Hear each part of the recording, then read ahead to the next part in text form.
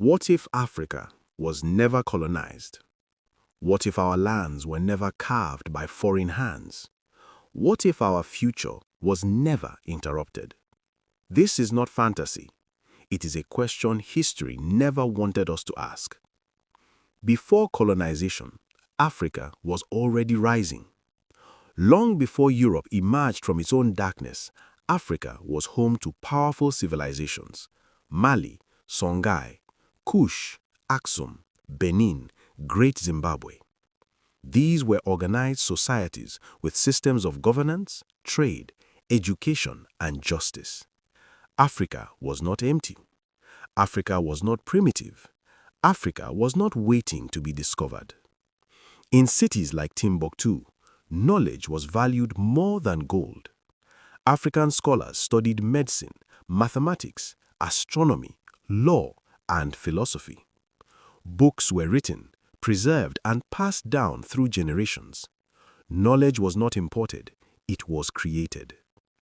Africa controlled major global trade routes. Gold from Mali fueled European economies. Salt crossed the Sahara. Iron, textiles, and goods flowed from African hands to the world. Africa was not poor. Africa was plundered. African societies had leadership rooted in culture and accountability. Kings ruled with councils. Elders guided justice. Women governed cities and led armies. Leadership was earned, not imposed.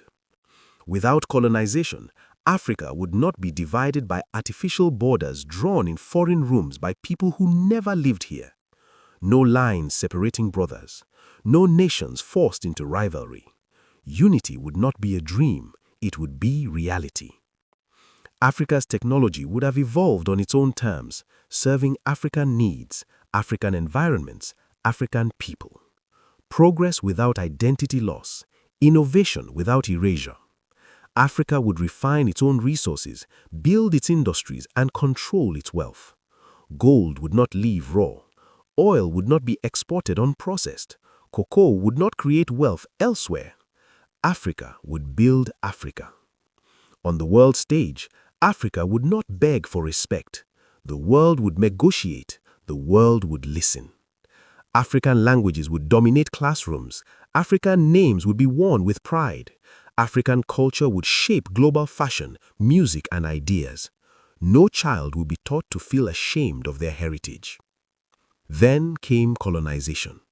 Not civilization, not development, but domination. It arrived with ships, guns, chains,